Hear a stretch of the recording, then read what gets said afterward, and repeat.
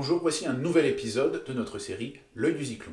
Dans cet épisode, nous allons revenir sur une célèbre photographie aérienne que Robert Faurisson utilise pour contester l'existence des chambres à gaz. Et nous expliquerons pourquoi le raisonnement de Faurisson est absurde.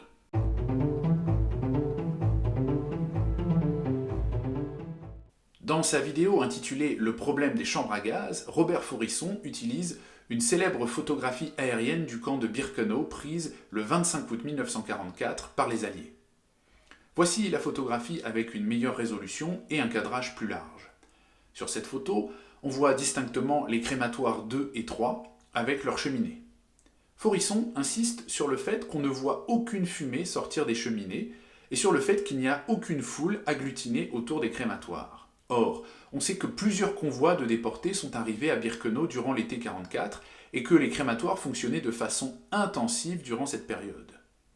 Faurisson en conclut qu'il n'y avait pas de gazage dans ces crématoires. Il déclare « J'estime que ces photos aériennes, dont je ne donne ici qu'un exemple, devraient porter le coup de grâce à la légende des chambres à gaz. » Alors reprenons les arguments de Faurisson. Effectivement, on ne voit pas de fumée sur la photo. Mais les crématoires d'Auschwitz ne fonctionnaient pas tous en permanence, donc l'absence de fumée ne prouve aucunement l'absence de gazage.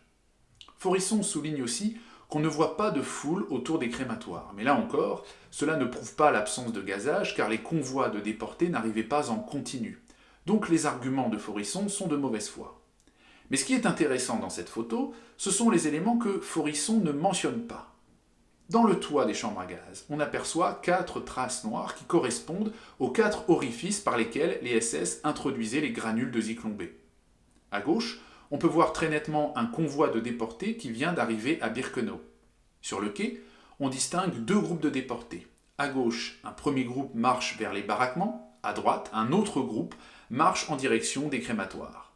Cette photographie concorde parfaitement avec ce que l'on sait sur le fonctionnement du camp de Birkenau. Chaque fois qu'un nouveau convoi arrivait, les détenus aptes au travail étaient emmenés vers les baraquements, tandis que les détenus inaptes au travail étaient directement gazés. On aperçoit aussi, à l'extrémité droite de la photo, un fossé d'incinération. Ce genre de fossé permettait de pratiquer des incinérations à ciel ouvert lorsque les fours crématoires étaient défaillants ou insuffisants. On dispose d'ailleurs de plusieurs photos qui attestent ces crémations à ciel ouvert. Sur cette photographie aérienne de Birkenau, prise par l'aviation britannique le 23 août 1944, c'est-à-dire 2 jours avant la photo montrée par Faurisson, on voit clairement un panache de fumée qui s'échappe d'un fossé à proximité du crématoire numéro 5.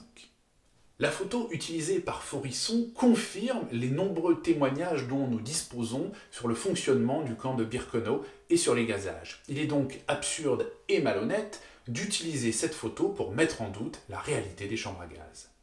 À bientôt pour un nouvel épisode.